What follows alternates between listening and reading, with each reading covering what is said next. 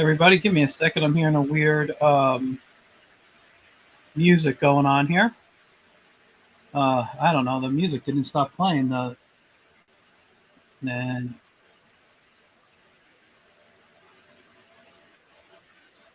I feel like my show is being played on multiple channels right now, and I'm hearing feedback in myself. So give me 1 second, guys. First of all, thank you for tuning in tonight. Let's see. Okay, that fixed it. I guess I had a Facebook open somewhere and didn't realize it. Let me just put my phone on its charger here. Where's the charger? There it is.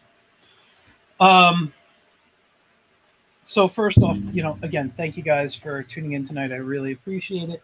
My guest that I was supposed to have on tonight had to reschedule, and I really wanted to come on and chat. So I decided I'll do a live draw. I'll be drawing in a few minutes. But before we get into that, a couple of things. One, might have one or two guests, surprise guests pop in. Not 100% sure if that will happen, but hopefully.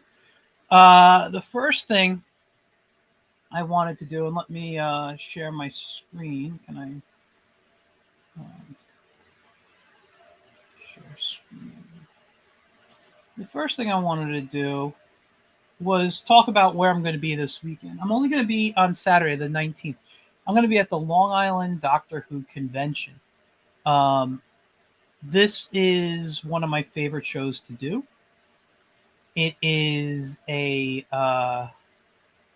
an incredibly fun show. The fan base for Doctor Who, if you are unfamiliar with it, is probably one of the greatest fan bases, the kindest fan bases I've ever dealt with. Now, I am a Doctor Who fan. I'm more of if you want to call it current, when they relaunched it back, what was it, 2005, with Eccleston. That's when I really started to watch. But I actually had a really good friend throughout college, and to this day, still a good friend of mine. I have to see if he's going to be attending the show. But my friend Alan was a big Doctor Who fan, still is. And growing up, he would always have, VHS tapes of recorded from TV Doctor Who. And at the time when I was younger, I couldn't handle the way British television was recorded. It had a different look than American TV, and I wasn't accustomed to it, so I couldn't really get into it. Then the Paul McGann one aired in, I forget what year, somewhere in the 90s, and Paul McGann, who is right over here, you can see my mouse, he was the Eighth Doctor, and I don't remember all the specifics of the show. I remember Eric Roberts was the villain of the story, but it was a very interesting concept, and it was the first time that I was like, wow, I could really get into Doctor Who. Then it kind of disappeared because the show never took off. It was just a TV movie. And when they brought it back with Eccleston, I believe that was 2005, I started to get into it. And then I kind of lost where it was aired. And then thanks to streaming services and finding a home, I believe on the Sci-Fi Channel, I started watching it again and really enjoyed it. And I followed all the Doctors up until the most recent. I will say I wasn't the biggest fan of the most recent Doctor's incarnation. It just, the stories just weren't there for me. But I still love the franchise. I still love so much about Doctor Who. And I am going there on Saturday the 19th. I'll be there from when the show begins. I think it's 10 a.m. Until closing, or until my arm falls off, whatever happens. I'll be drawing for free. All the guests, I'll do some kind of cartoony drawing for them, all for free.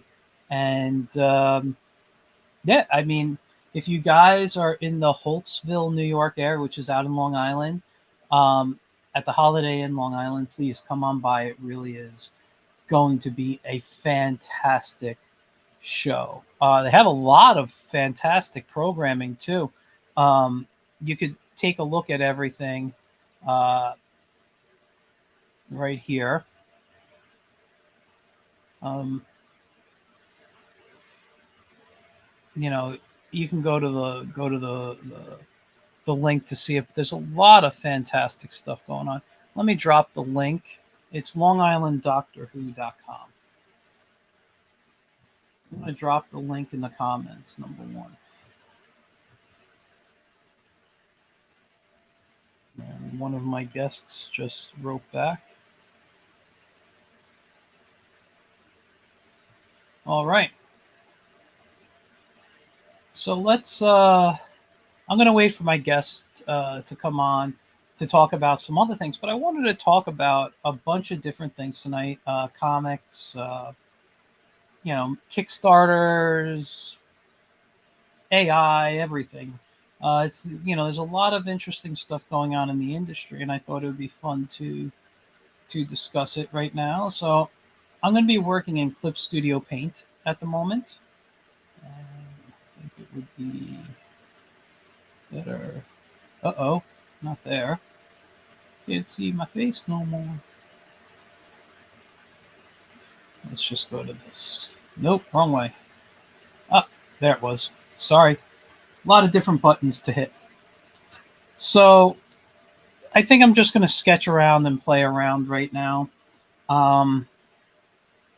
Let's just see how my brush is.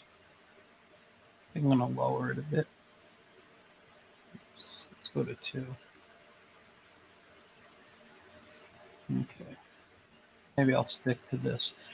So, seeing how I'm going to be doing a Doctor Who convention, maybe I will draw the Doctor from the Paul McGann Doctor. Actually, I did an illustration, I believe. Really, that's Vigilante. I was playing with today.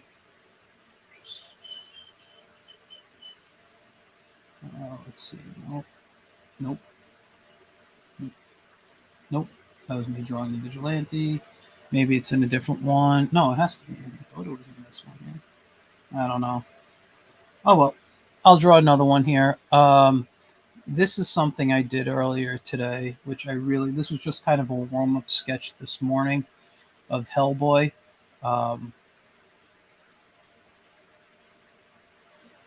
Really, I've always enjoyed the character. I didn't read the comic as much as I'd like to, but yeah, I really enjoyed the character, the story.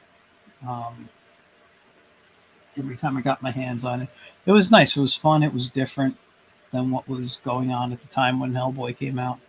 Anyway, let's try a little Paul McGann. And what I like to do when I draw him is start with his hair because his doctor had really big, long, wavy hair here. And then it was just even bigger that came around on the top.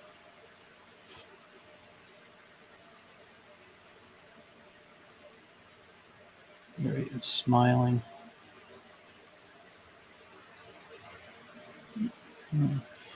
And let's see, I believe he had a collar up here, which went into like an ascot,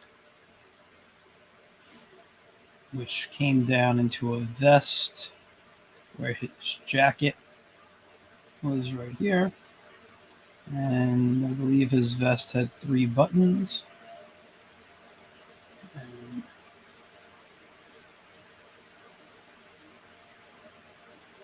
And he had a longer coat on.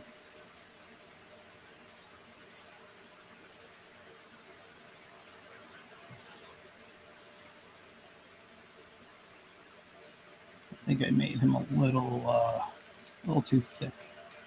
I'm gonna thin out his coat a little bit more.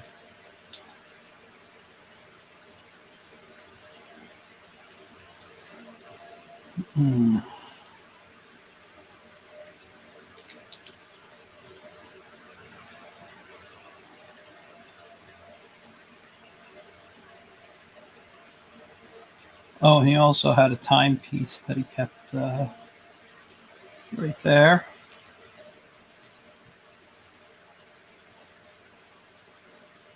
And this had 3 buttons as well. I'm going to put the buttons up here. 1, 2, 3. 1, 2, 3.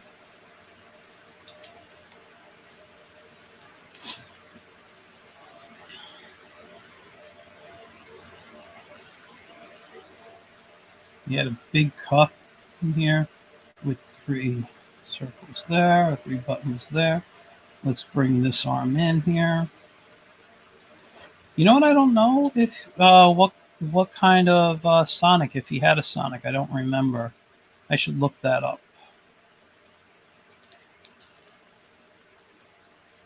Let's see. I'm going to use my phone to look it up real quick.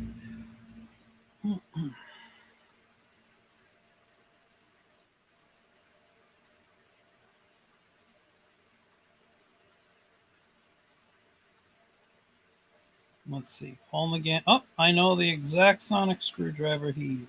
Okay. Let's bring on one of our surprise guests, Mr. Ray Felix. How are you doing there? How you doing? Somebody spent a little too much time on a ranch lately? That's right. I was in Houston, Texas. Rustling up some comic books. Sounds good. That's the way that's the only type of rustling I want to do.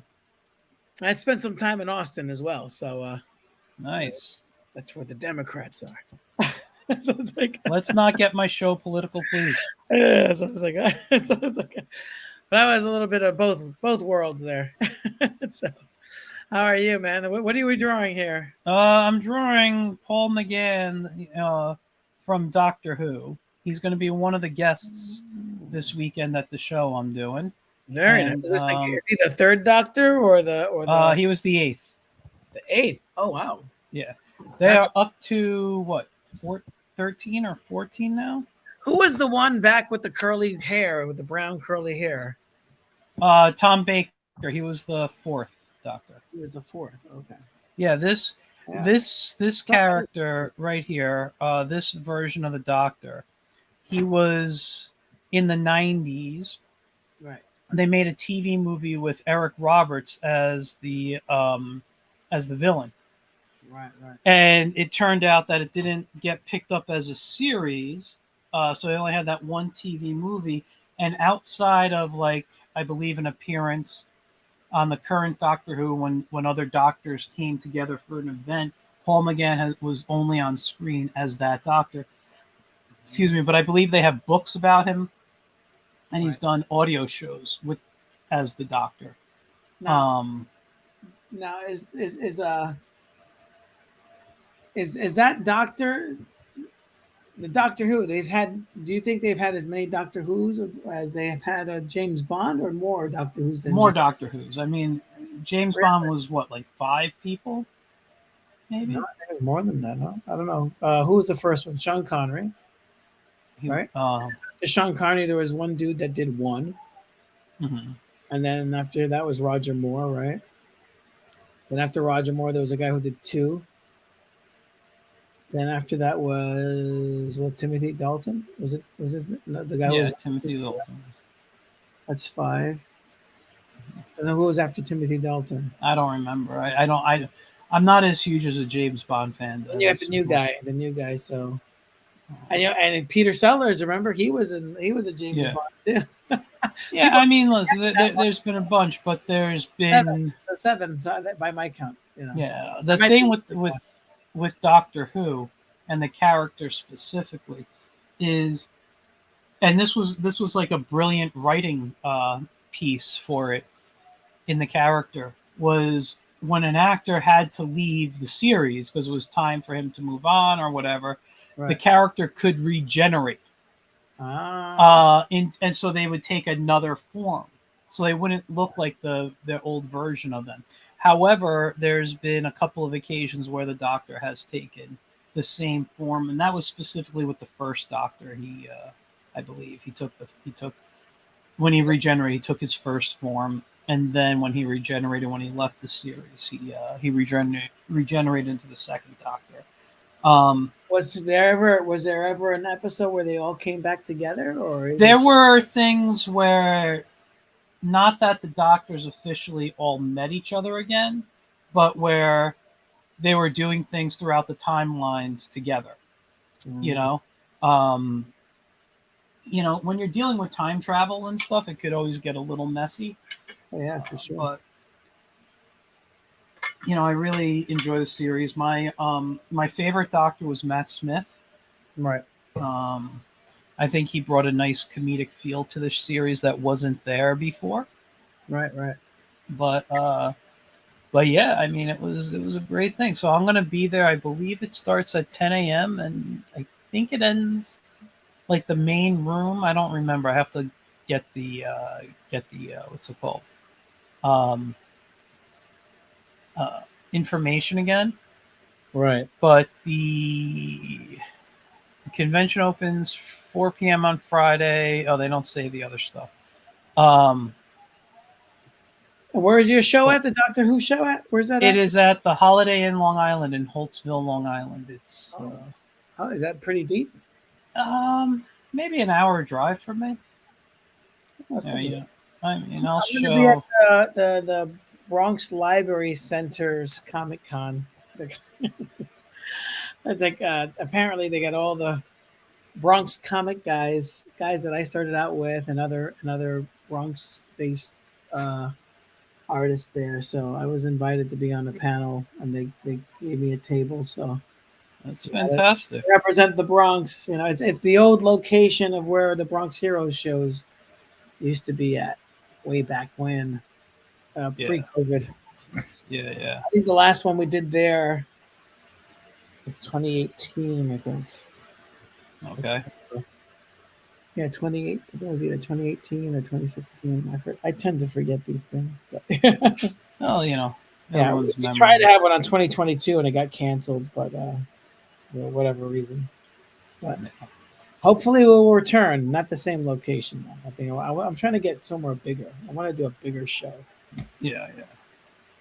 I'd like to get. I don't know if I want to run a show again. I'm happy not running a show. It's almost like when you're in it, you hate it, and when you're not, you love it.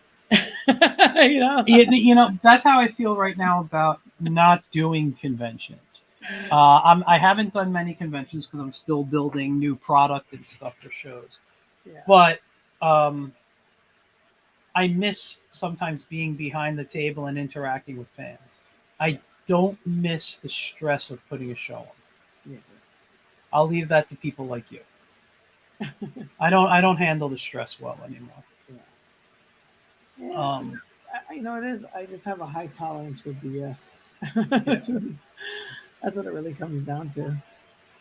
Just have a high tolerance for that. I wish I didn't sometimes, but I do.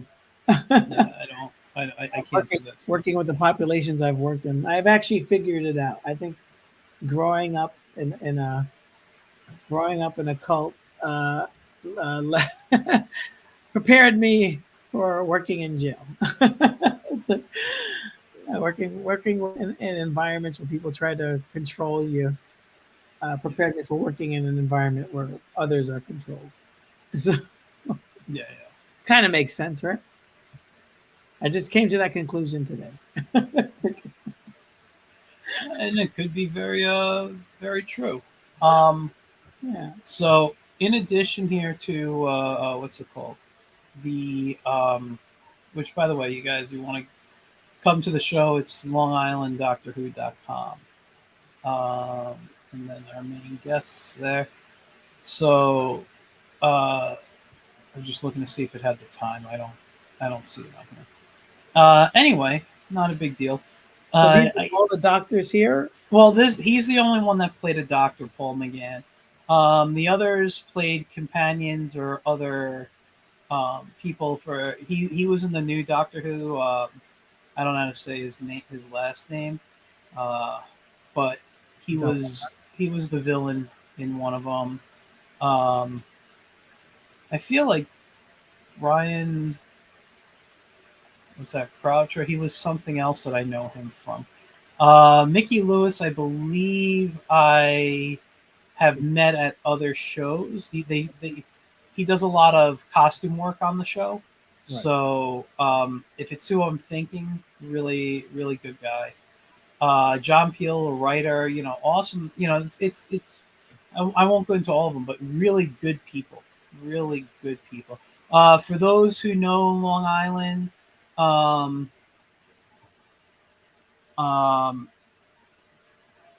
those who know Long Island, Mr. Pop and Twist will be there. A friend of mine there. He's a balloon artist. He makes he could do life-size balloons of any of these characters. Here he does a lot of great stuff. He used to do the shows with you guys when you guys did shows. He's done some stuff, but only like he stays on the island. He hasn't really done too much off the island, to my knowledge. He's a local guy. Yeah, but he's one of the best twisters I've seen. The balloon magic. They should learn from him. Study his works. I also wanted to touch upon tonight some Kickstarters. Now, my show, I usually have a lot of people who come on here and they have a Kickstarter to pitch and will promote stuff. No, I know you don't. But I wanted to show some of the stuff that I've recently donated to, or backed, I should say. I'm starting the Kickstarter again for this other project, but it just takes so long to put things up and figure out how to redo stuff. So it's so hard for me to Future Zero, Planet of Myths and Monsters. Yeah, this looks so fun. They have another 2 weeks to go to hit their goal. And by the way, I have no affiliation with these guys. I haven't brought them on the show or anything. I just happen to run into them. Like what he's doing here. It just felt it just felt fun. When you look at the artwork, like right here, this stands out to me as, remember the show Captain N the Game Master? This was like how the world of their Nintendo Land. I remember Kid Video. Kid Video, wow, that's even older. The other one I never heard of, Kid Video. But Captain N the Game Master, it was kind of the same thing. It was about this guy who was playing a video game, a Nintendo game, and he gets sucked into the TV and brought into the world of video games, and his dog follows him in to it. And but this reminds me of I think they called it Videoland. And the characters really remind me also of video game characters. Yeah, video gaming really. Yeah. So this was really something that I looked at. I was like, wow, this just seems fun. You know? So I said, let me back it. It does look nice. Yeah, so you could see here, I did the $8.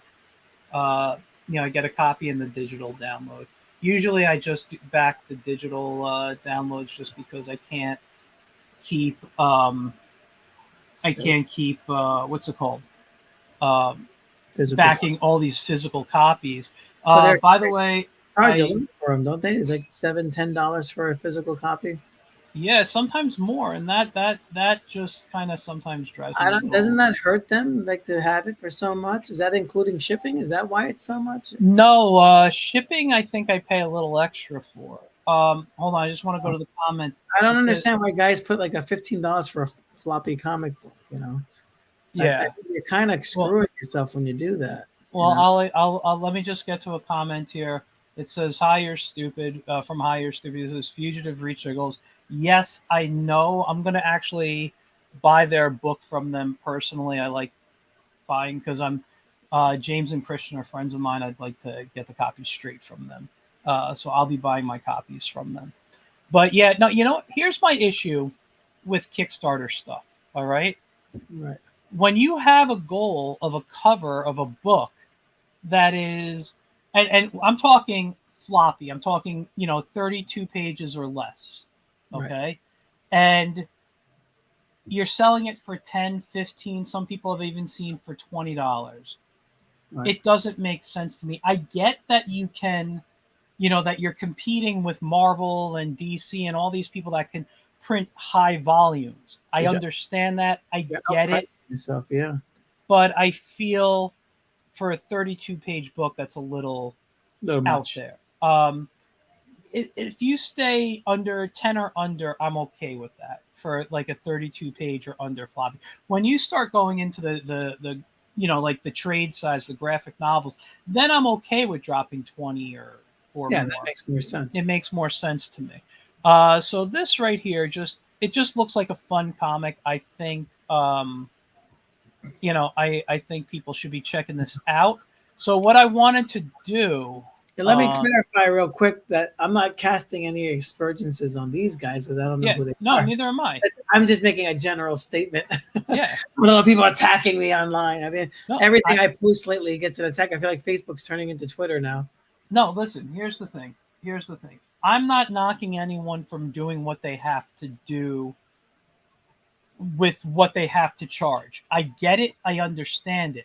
As a consumer, personally, right, it can get a little much, especially when I want to back so many things. So if you have a $5 digital tier, I'll back you at $5. That's not going to bother me.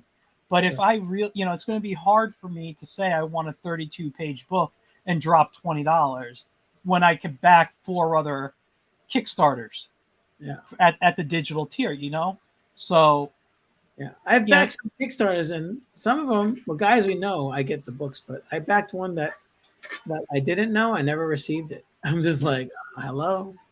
Something like that happened to me, and I reached out to them, and they were like, "Oh, we're sorry, you didn't get it," and it was for a simple digital tier. Oh Jesus! They didn't even get to the digital one. Jeez. Yeah, this one right here looked kind of fun as well. Now they have 6 days to go. They have made it over their goal. This one's called Strange Ranger. They should have called it Stranger Danger. It's just reading the tagline. Agatha, rookie park ranger, responsible for mysterious forest full of unexplainable creatures, must seek help to find a lost child. So you're going through this magical forest here of this really eager new ranger who has to go solve a mystery and find a child when all this weird magic crazy stuff is going on. Save the cheerleader, save the world. Kind of, yeah. But so this really really stood out to me. That's cool. Every now and then I'll go on and I'll look at Kickstarters and just say, hey, look, I'll back $5 and whatever. Now this one here, Big Bang Comics, I backed this one. This for those, I think it's 16 hours to go. So if you really want to back these, you still have time. Now this one has definitely made over. They needed $10,000. They're at $14,861, which is fantastic. Now, if you don't know Big Bang Comics, they've been publishing since the early 80s. Mm-hmm. They have been under maybe different imprints, like they were under Image for a while back in the 90s. And they have all these, if you go to their website, bigbangcomics.com, their tagline is basically, when comics were fun. So if you like Golden and Silver Age stories, they have characters that obviously pay homage to other characters, other mainstream characters, but they're their own stories. So like Ultiman is Superman, the Night Watchman is Batman. You see all these things. Thunder Girl kind of has that Mary Marvel feel to it. It's really really fun stuff. And this right here, this is a Jim Rugg cover. So if you guys are Jim Rugg fans, Jim Rugg, He's one of the two of Cartoonist Kayfabe. If you ever watch that YouTube channel, fantastic stuff. This one here is done by Kerry Callan. This is fantastic. Now, depending on what tier you back, I was only able to do the very golden age the digital tier.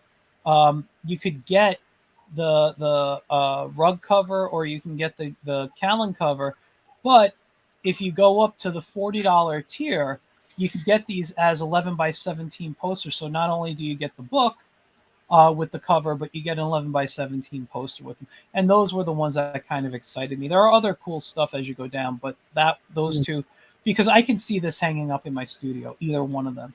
Right. I really enjoy looking at Rug's work. I think he does fantastic stuff.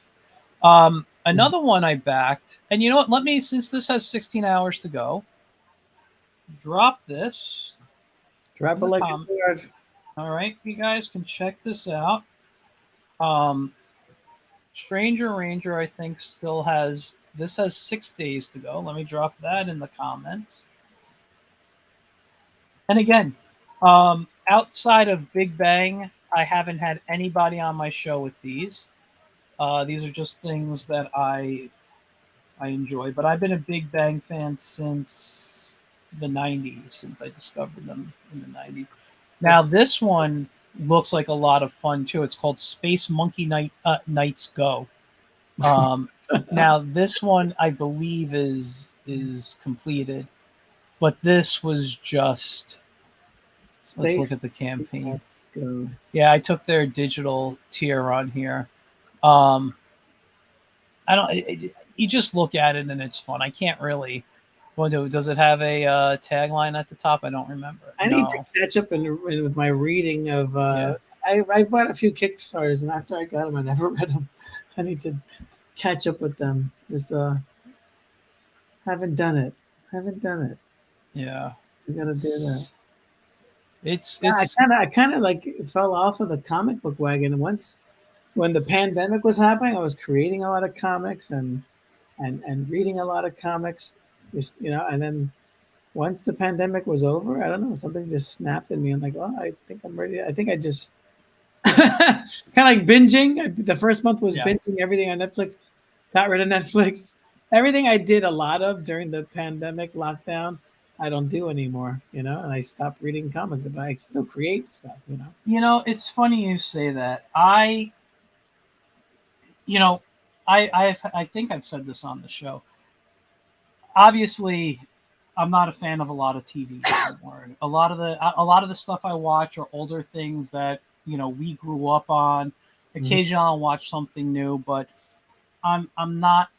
TV doesn't excite me. Movies don't excite me anymore. Yeah.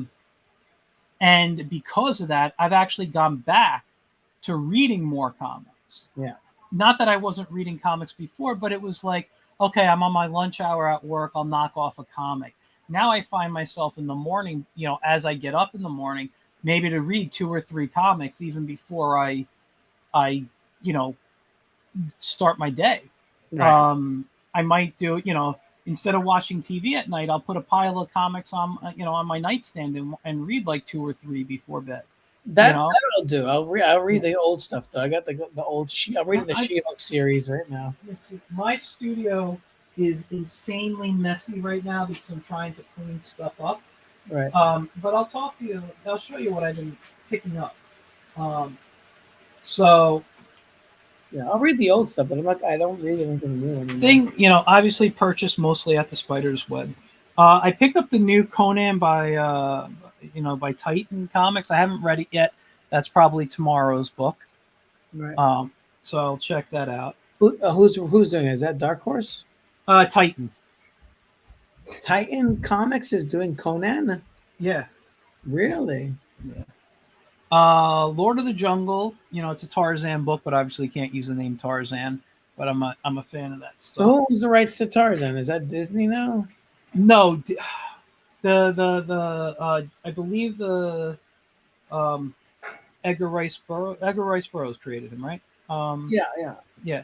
I believe the Edgar Rice Burroughs estate owns it's kind of like what's going on with like Zorro or something. So Zorro, the name is owned by Zorro Productions Inc.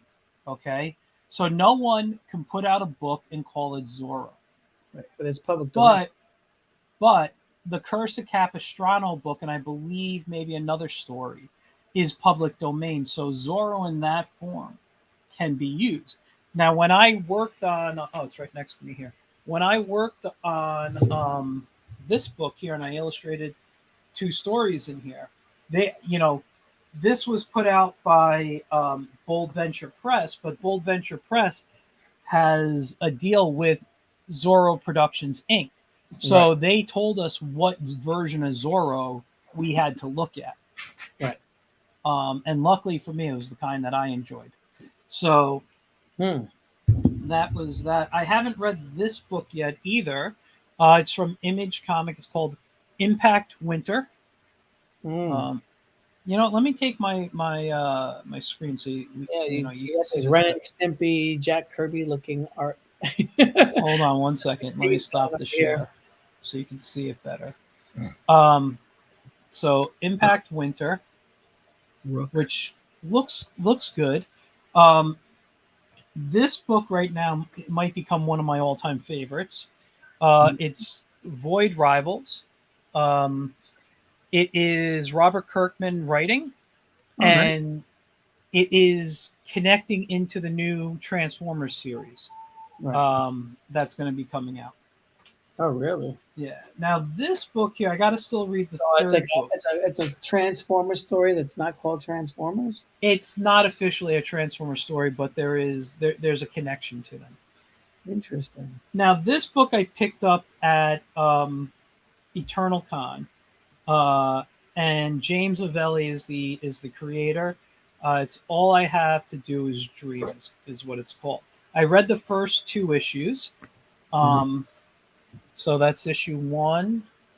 That is what company is that? 2. No, this is James's company. He self-publishes these. Oh. So you can find these. I will go to jayavelliart.com. Do I know this guy? You might have met him at shows. He's kind of local to the area. This is issue 3, which I got to read. Now, what's really cool about these, and this guy, man, he was a genius when he designed this. Look at that character right there. Wow, very nice. This book is full of stuff, and these characters, which you can see also on the front cover there, they're part of the dream world. This character, once he starts making like plush figures or something, or little PVCs, these things are gonna sell like hotcakes. Tim Burton feel to it. Yeah. Now this book here from Scout Comics, The Wild Cosmos. Oh, I thought they went bankrupt. They didn't go bankrupt, Scout? I don't think so. I mean, I have the new book here. Now, I will say this. I read the book, and it's a good story. But I wasn't too much into the way the storytelling for the writing was done. So I'm not sure I'm going to continue with this. I'll give it another issue just to check it out. Usually I give a book 3 issues. If they're not grabbing me by the 3rd issue, I know it's not for me. But I love science fiction. This has so much potential. It's just I thought the storytelling, like, it reminds me of like a retro movie cover. Was that the Wraith or something like that had that similar cover? I don't the 80s movie, the guy with the motorcycle helmet. Yeah, I don't remember. But like, here's an example of something that I didn't like in the story. Right there, those 3 sentences. So it says, all that for a few empty bottles, Damon said. Looks like we're eating jarred tentacles again, Nell said. Coop, what are you going to do? Leanne asked. I'm like, in a comic, I don't want that type of writing. That's more, prose type of writing. I want to see dialogue. It sounds like a children's storybook. So that kind of throws me. I'm not saying it's bad. It's different. And I don't know if I could get used to it. you know. Yeah, it's not the movie poster, but it does look like the Wraith. Let me see the cover again. Yeah, it's very reminiscent. Yeah.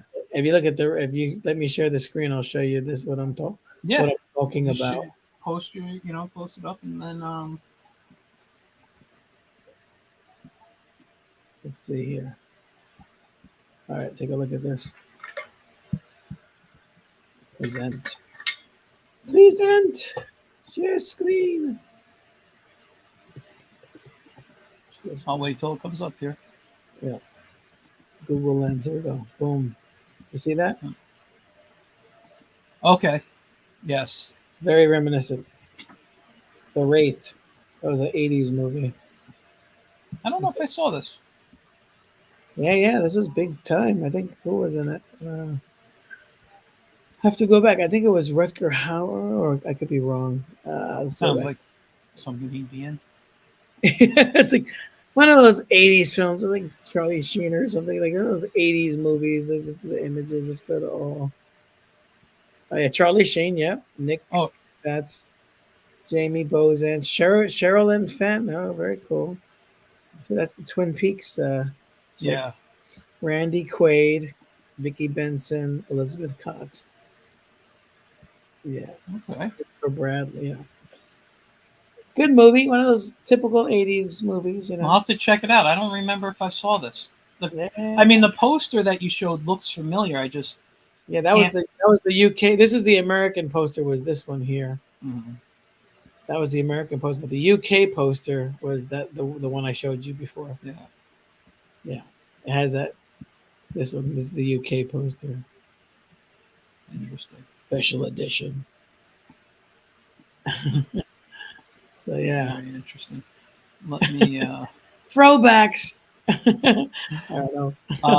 The other, I'll just show you the last comic I started checking out. This is from American Mythology. And I read issues 1 and 2, and they're not bad. I kind of might stick with this, called Legend Fell. Oh, nice. Very very D&D reminiscent.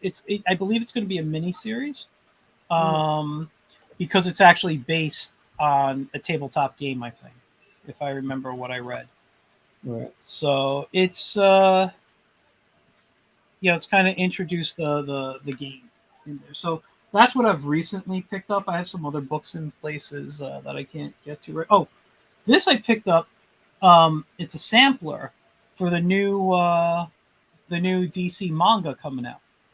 Really? And the Joker actually looked kind of interesting to me. That story, Batman. Like, this is Batman and the Joker story. Okay, that's not cool. bad. But then you see Batman on his own, and I don't know if it's a Bruce Wayne story or not, but like, it's this high-tech gadget Batman guy here. Oh, cool. Reminds me of the Kia Asamiya Batman. Did you ever read those? That was Japanese. That was the silent Mobius artist drawing Batman. No, I don't think I ever. He also did X-Men. He did a short story of X-Men. Oh, really? It's funny, like, how I feel like they treated him like, oh, we're doing you a favor, when this guy's like a world renowned. Kia Asamiya is like bigger than Marvel and DC around the world. He's not just Japan, and they're like treating him like, we'll give you a few issues of the X-Men to draw. And that's the Superman there. Yeah, no, it's that looks too soft to be Superman. Well, it's kind of a silly, playful story where he's flying to get like ramen. You know? They did these in English and Japanese. The American one was a one-shot. Yeah. It was actually cooler in Japanese, because the Japanese had metallic covers. This is a Kia Asami, and it was Michael Keaton that they depicted. Oh, you know what? I've actually I think I've seen those. That book in particular. And they had color inserts on it. Yeah. Like the American one wasn't as the American one had no color inserts, even though it was a black and white book. They just printed it in black and white. Look at the Batmobile here. That is beautiful.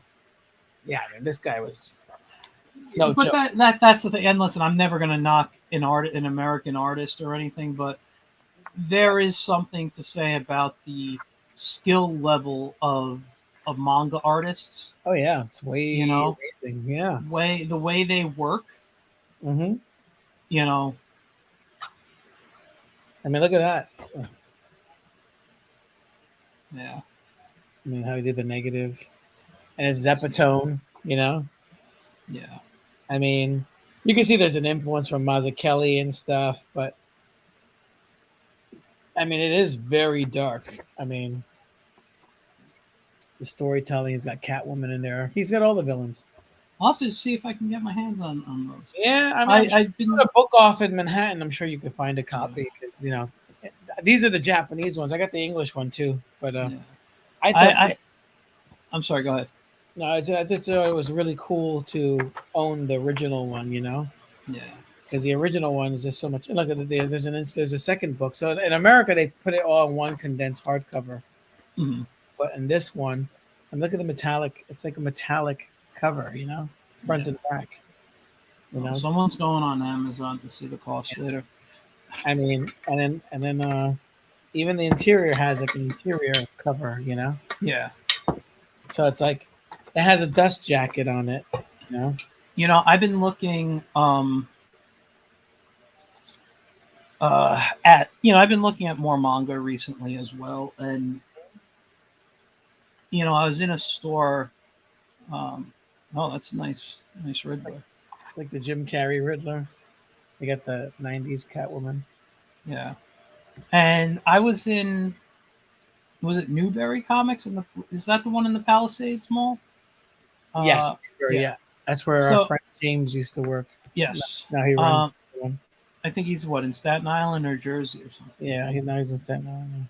But like they had I was in there and they had this like manga sale and I was looking and they have these new like Spider-Man manga, but it just didn't feel for me as fun. It's beautiful. It I felt it was too kiddie. Yeah, too kiddie. Too kiddie. But I'm feeling like outside of that Superman book, that looked like it's very gorgeous. Outside of that Superman book, I really do feel like the Joker and the Batman manga are going to be really good. I want to check them out. I mean, these are iconic characters. You can't really go wrong with them, even though they go wrong with them in the movies. But you really can't go wrong with them. Yeah. And then this is another insert. Look at this one. Like hold out. It's beautiful. See, if America needs to take a look at me. I mean, look at this. And I got his signature here. Who's that signature? Kiyosawa, the artist. Oh, okay. Because he came to America. He did an American tour. He was touring for his X-Men work. And then I came up with these, and he was like shocked. He was like, "Oh, you got these in Japanese?" And I had him sign it. Yeah, I'm sorry. I'm just looking at one thing. Because sometimes I can't see Facebook comments, so I'm looking to see if there are any comments, and it does not look like it. Like I wanted him to draw me a Batman picture, but he gave me a Wolverine picture instead. It's close enough. They both got the little pointy spikes. There was a I forgot who it was.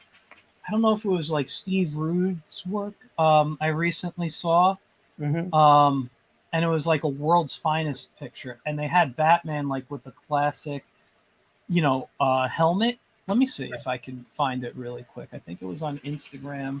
The American version is boring. It's hardcover. It's nice, but it's one volume and it's black and white. No color inserts, no posters, nothing. it's like, geez, and it's more expensive. Yeah.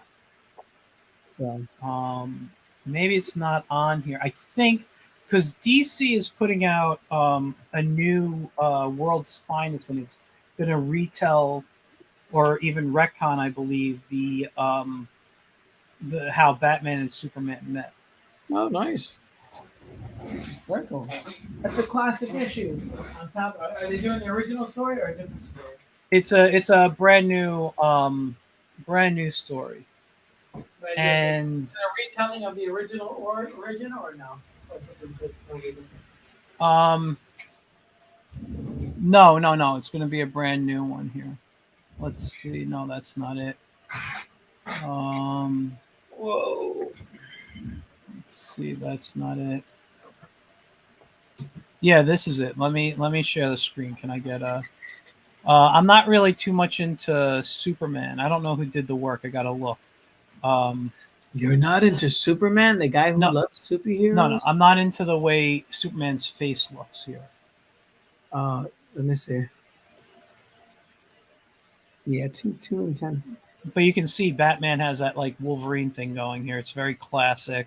Yes. He's got the 1930s he was, yeah. You know, the round belt buckle and the short gloves and everything. So it is a classic. So this is just one of the covers. The standard cover, I believe, is this one here. This is cover A, I believe. Interesting. But I do believe it's going to be. But they reversed it. You got Bruce Wayne on the left and Clark Kent on the right. Yeah. So why have Superman's with the glasses on if he's already Clark Kent on the bottom? I don't know, dude. You should talk to the editor. It says here, think you know how Superman and Batman met and became friends? Think again. Read the untold tale of the world's first collide and the stunning secret loss that nearly destroyed their partnership before it ever began. Again. So, I mean, listen, it's Mark Waid as the writer. You know, I'm not going to say he's pretty decent. I mean, I loved him more back in like the 90s. Yeah, he was a better writer in the 90s. I personally believe so, but you know, I do think he could really do a good story when. I think after a while they're just kind of repeating themselves, you know. So yeah, I don't know. Not to cast aspersions on Mark Waid, but his newer stories are not as good as the older ones, you know. Like I love Agent of Superheroes. That was great, you know. Yeah. And his Flash was amazing. The movie Flash is based on a lot of the stuff that he wrote, and even even the Flash TV show. Yeah. I think they should have just had him as a writer on the show itself. It could have, you know, those type of things tend to work. Max Mercury. I mean, he's a great writer, but I mean, I've read. I forgot what was the last thing I read of his that wasn't really up to snuff for me as a reader. But I think, you know, he used to he used to have his pulse on what was hot, the young, and I think he's kind of lost that. Yeah. You know, so but that's just my opinion. And opinions are like assholes, so everyone's got one. So, you know. So. I'm gonna just share my screen to draw a little bit while we talk. Sorry, I'm a little tilted. I'm just actually coloring while. No, do what you have to do. I know you got work. I'm actually gonna I'm gonna move my mouse and keyboard right now, so I can bring down my Cintiq into a better drawing angle for me. It's still set up from my my day job when I use it as a monitor. You know, so. How's that going? Everything's all good on the home front? Everything is good. I don't talk about day stuff. Yeah, I'm trying to get ready for work. I got to do some animation practicing for going back to work. Oh, did you see this piece I posted today, my Hellboy? No, that looks great. That's fantastic. Nice. Very animated. I love the energy. It has good energy in there. Thank you. Yeah. Yeah, it was a quick little warm-up drawing today. Yeah. It's really wild. Yeah. My wife's like, you know, you could sell that. People would probably pay for that as a print. I'm like, yeah, but I don't sell other people's work. So it's. You could do a limited edition 10 or 20, you know. Maybe. I don't know. That's not really my. I know. I don't either. I wouldn't. My style. Personally, I wouldn't. So I'm giving you bad advice. Don't listen to me. I tend not to, right? I don't sell. I mean, you know, when I first started doing conventions, I was in that whole bandwagon of let's draw like superheroes, and I did my own takes on them. You know, I drew like Daredevil with a tail. You know, like which I'm surprised they haven't done. It's a pretty freaking on the nose, you know, thing. You know, they gave him a beard. And, you know, it's like, and they made, you know, there's two Daredevils, right? They made Elektra Daredevil, which I don't understand why. But then I don't know. And they've only thrown Matt Murdock in prison, like 5 or 6 times. I mean, is he really still a superhero? Because he's been in jail just as many times as the Kingpin, by my record. You know, I used to love I don't read him. Well, as a rule, I don't read It's like, isn't it self-righteous if you're going after somebody that that your rap sheet is the same length, if not longer, as the criminal you're trying to take out, who was actually held a official position. At least the kingpin was the mayor of New York at one time, right? I don't remember. It's been a while, honestly, since I read Yeah. Daredevil, but he's like, he's corrupt. I'm gonna take him down. And say, wait a minute, but he's actually a public official. You're not. which would be the reason why he's corrupt. Right. Exactly. I always feel that, you had John Byrne said that he used Donald Trump as a model for Lex Luthor in the 80s.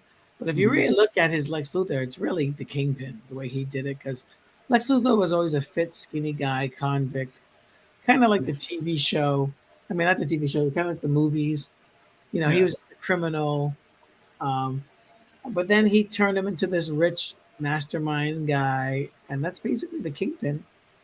So it's almost like they just took Marvel stuff and brought it to DC, and DC people brought it vice versa. But I was actually reading, I was saying it earlier, I was reading the She-Hulk, the old ones from the 90s. I read the John Byrne ones. They were okay. The better ones are after John Byrne leaves. He comes back again later on, but Steve Gerber, who was the Howard the Duck creator, wrote a really good story. And he did a lot less fourth wall stuff, but it was just so good. And it just goes to show you don't need, it's there, but it didn't need to be, it was very subtle.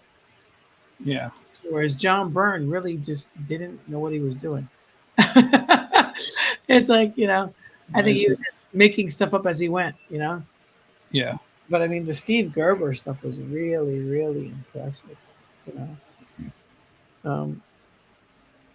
don't know. Were you ever a Steve Gerber fan of anything? You know what? I can't say that I'm officially a fan, but I've read his stuff. It's not like I'm not familiar with it. Yeah, stuff is good. I'm just gonna erase this. I'm almost. They're going down this road with Deadpool and all this stuff and Guardians. They might as well just make another Howard the Duck movie while they're at it and do it right this time. Oh, is there time for redemption, right? Yeah. I don't know if you saw Guardians 3, but they had Howard the Duck. Unfortunately, I did. Yeah, it was horrible, right? I can't unsee it. The Marvel stuff, nor can I take what's his name? James Gunn's stuff anymore. It's just not awful. Just not for me, Yeah, I'm on the fence about the Blue Beetle thing. I was talking to your friend and mine, Chris Duckett, and he was saying that he's boycotting all DC movies from now on. Why? Because of the inconsistency of it, Well, the idea is that Gunn is going to fix that. No, I don't know if that's 100% true or not. It looks like the Superman he's doing is going to be based on those cartoons, the Fleischer series, if he's using the Fleischer suit. Well, you know what? I will say those were some of the best Superman cartoons. Oh, yeah. But it doesn't really connect to what's going on now, Yeah. If you've said it in the same time period, great, do it, Because he's doing the Justice Society of America, right? He's going to bring them in, yeah, from what I understand. What I think they should have done from the beginning is tell it from the very beginning. Like, Batman didn't need to be modern. He's like a Dick Tracy character. They could have kept it in the 40s or the 50s. They could have kept Superman in that time period. And those are characters from those times, And they didn't have to do it corny. They could have done it good. Like, look at L.A. Story. What a great story, Or, Dick Tracy was great. Popeye was good. Those are all good movies. Now, did they make it in the box office? No, they didn't. Those movies were all losers in the box office. But they were very well told, good stories, Yeah. The Phantom was good. Phantom's one of my all-time favorite superhero films. The Rocketeer. Yep. The Shadow was decent. But all these movies didn't make blockbuster money like the Batman 89 or anything like that, Yeah. Batman's kind of like a weird phenomenon, Well, the thing, a crappy Batman movie and it'll make billions of dollars. It's like, because it's Batman. Yeah, but the thing with that is,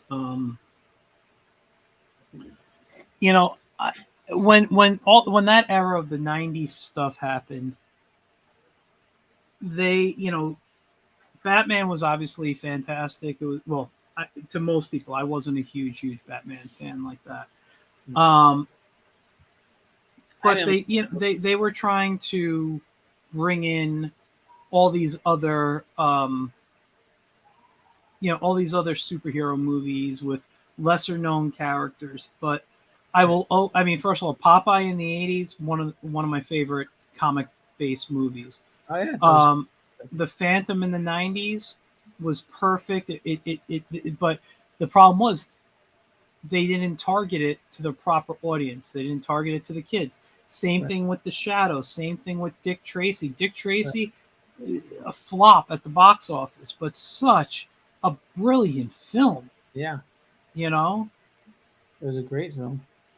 And then also, even I mean, people just hated it automatically because it had Madonna in it, but it was a very good movie. Yeah, it's one of the few Madonna movies that it's actually good. She doesn't have many, Yeah, exactly. Yeah, I mean, and I think her controversy. I think people who are controversial about supporting anything that Madonna was doing because she had that sex book out the same year. People were just against the movie because she was associated with it. I think the movie probably would have done better if they didn't associate with her, even though she was a super megastar. And the money it did make is because Madonna fans went to see it. There's not many Warren Beatty fans out there during that time. Well, I was never a huge Beatty fan. But you had Al Pacino, you had Dustin Hoffman, who doesn't even act in movies anymore. It's a classic. Yeah. Film. I mean, I watched it maybe like last year again. Yeah, same here. And it was, what a great film. I don't understand how people hated it. Even at the theaters, I mean, maybe I'm guilty of being like one of these haters, but I loved the film. I thought they had a lot of good points, It wasn't a perfect film, but it was a good film. Like, it was entertaining. It hit all the marks, Yeah. It's not like the Flash movie that can't even tell a story of a whodunit. It's a murder mystery, and you never find out who the murderer is. No, I don't know. I haven't seen it yet. Oh, well. I'll wait till streaming. Don't waste your money. Oh. Basically, the basic tenets of story writing is to answer who, what, where, why, when. Yeah. And the Flash movie didn't do that. It says, oh, my mother was murdered. I'm going to go back in time and change it. But you're in the current time. You're not looking for the murderer. You're not trying to figure out why she was murdered. It's never mentioned at all. It's never discussed at all. Really?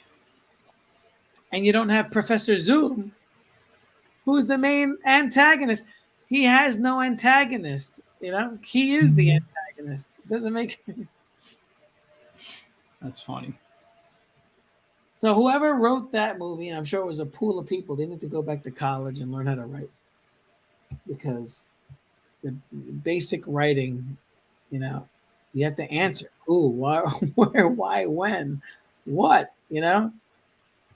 And the resolve was awful. Awful. And then instead of, originally before Gunn came in, that was supposed to connect. That movie was supposed to bring back Henry Cavill because they reshot some stuff, and it was bringing back Ben Affleck as Batman definitively. They delete Henry Cavill's scenes, so you won't see him in the movie. They erased him from the film because James Gunn wants a younger Superman who looks just like James Cavill, just like Cavill.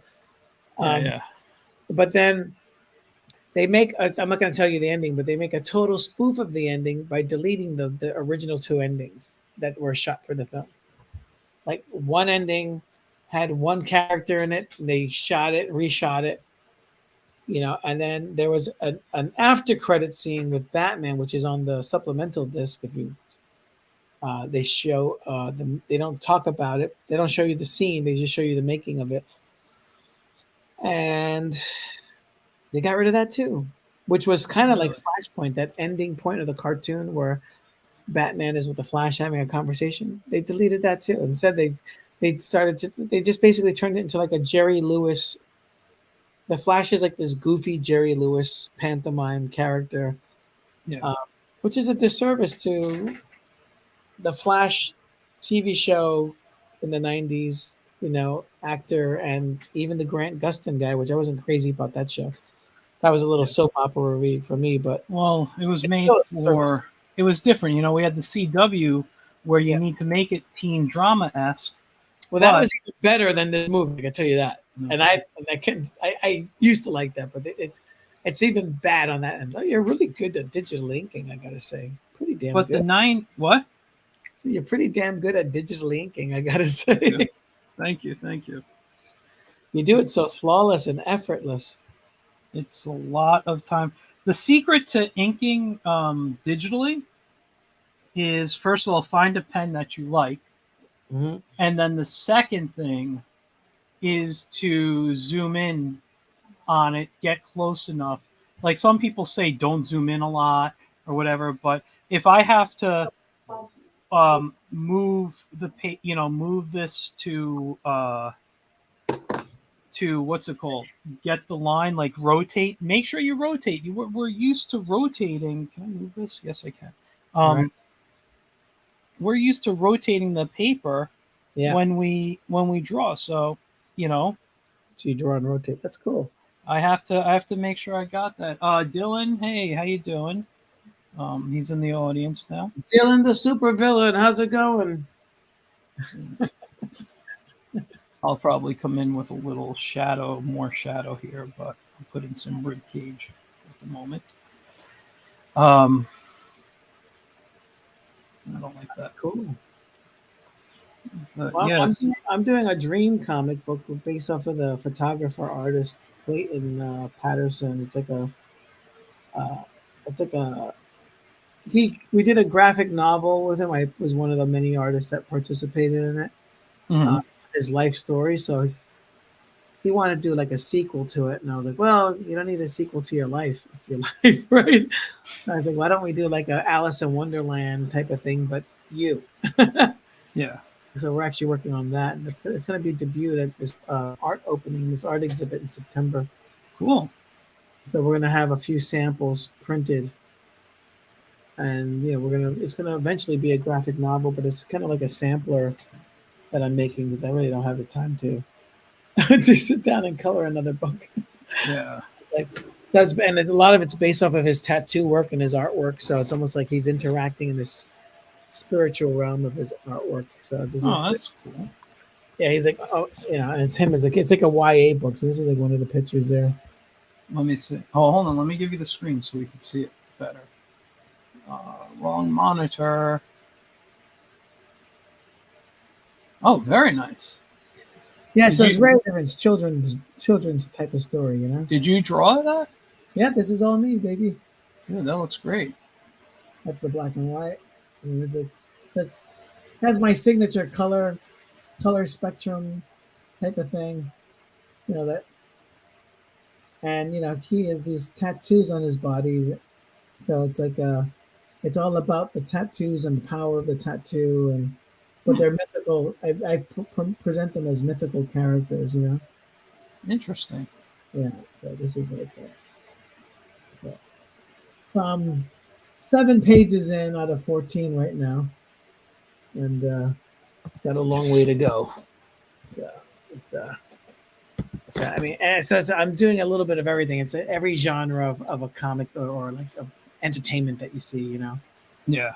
It's like, it's a little bit magic, it's a little bit Western, it's a little bit sci-fi, it's a little bit, it's a little bit of everything, like Crusaders, like this is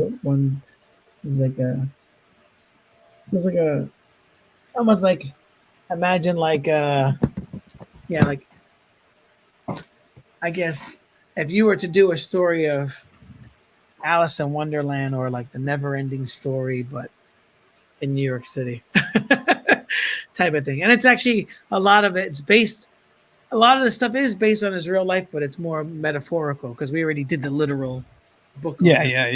I get. So yeah, it's almost like a metaphor. But with that, I must bid you adieu because it's chicken wing night. What time is it? It's now 10 o'clock. I should get going soon It's myself. dinner. So it's dinner for you. Yeah, yes, that's why you live on what, a European schedule? Yeah, it's dinner. It's dinner time now. All right, man. I'll let you go. I'm gonna probably wrap up in. Who's this guy you're drawing? Is this like I don't know. It's just a character? kind of a doodle. I like it. He has like a Tom Strong feeling to him. Thanks. Yeah, no, I'm just. I tend to, like you saw what I did there was I tend to what's the word I'm looking for? Kind of just lay out quickly with the pencil. Yeah. But then I come around and you do it like a blue line. That's cool. Yeah, I kind of draw it with the pen. I actually do that with the Wiz quite a bit. Yeah, because I like when I'm drawing the Wiz, I like to have that fluid, even though that's not his nose right now. Right.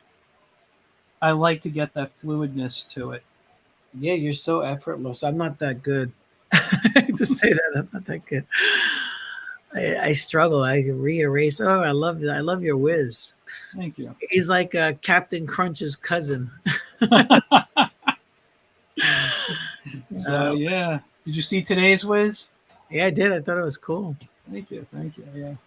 Yeah. I'm working on. Well, this weekend I'll work on next Wednesdays. I'm looking forward to it. You should a lot of fun. You should let me use the Wiz in a world without superheroes. Like have them appear and interact with the characters. Well, with your characters, no, right? I mean, like imagine the Mystic versus the Wiz. It'll be fun. Yeah, for you maybe. How about you write an issue and then I write an issue? How's that? So what? I'll bring like Black Power into the Wiz strip. Yeah, you can be Black Power. World Without Superheroes is more like Imagine the Mystic and Omnipotent and all those pseudo superheroes. Well, we could talk, Ray. I'm always happy. That's cool. You can change different characters. Well, that's why I love the thing. Very cool. You're so talented, Michael. Thank you. Now, if people would just pay me more and give me better work, Amen. Same here. All right, bro. You take care. Thanks for having me over, and over and out. Yeah, definitely, man. We'll be in touch. We'll talk soon. We'll do. Take care. All right, go enjoy your dinner. All right, guys. I guess with Ray gone, I probably should wrap up for the night. I know I didn't do a lot of like actual serious drawing tonight. I know, I was just kind of playing around. What did I do down here? I don't even know. Oh yeah, the doctor. So this was a Paul McGannish doctor. Just as a reminder, this weekend, let me stop the share here and I'll bring it to another place to share.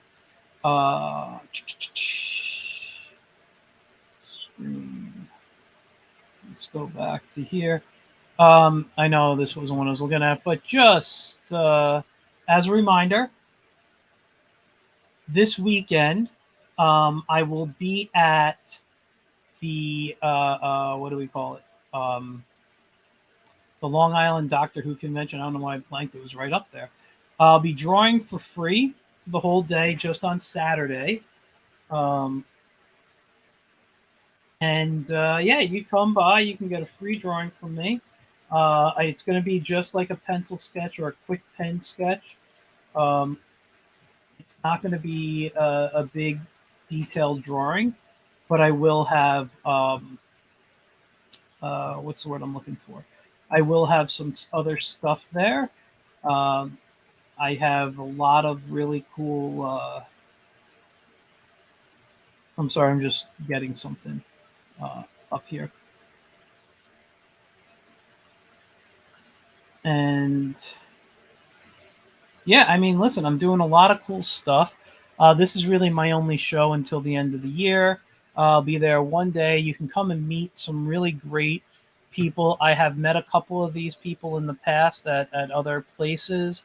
I've never met Paul McGann, who was the Eighth Doctor, and my actual true introduction into Doctor Who.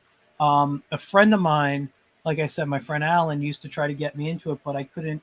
At the time, I couldn't handle and this was just me being, I guess, maybe a snob, but the way British television looked at the time, back in the 80s and things, and the 90s, and it just wasn't for me. Very few things I was able to watch, and Doctor Who wasn't one of them. But I always enjoyed the concept. And when Paul McGann did the TV movie, which unfortunately did not get picked up into a series. Excuse me. He ended up doing like audio shows with it and stuff, and not until 2005 with Chris Eccleston as the Ninth Doctor. But he was a really great Doctor. I wish they did more with him. I'm looking forward to hopefully getting a chance to meet him on Saturday. But yeah, I mean, all these guys are great. So it's at the Holiday Inn Long Island in Holtzville, New York. We got that. I showed and posted some links today of Kickstarters that I've been supporting on the digital tier. And just in case you missed it, here's today's whiz. Playing with a little bit of an Aladdin theme here today. Remember, you can always follow the Wiz at the Wiz Comic on both Facebook and Instagram. All right. I have a lot of fun with this strip. I put it out every Wednesday by 9 a.m. Eastern, between 8 and 9 a.m. Eastern. Everything depends on when I wake up. And yeah, so that's today's whiz. I hope you guys enjoyed hanging out with me today. I will have a couple of really good guys on next week. I promise they will not be having to reschedule. And listen, I'm not mad that my other guest had to reschedule. I'm looking forward to talking to him. He will be coming in on in September. Just he's got a really busy work schedule, and awesome dude.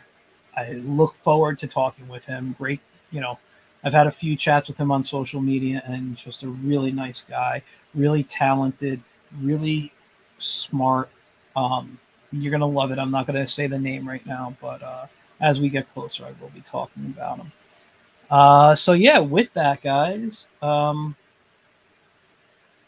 don't have much else.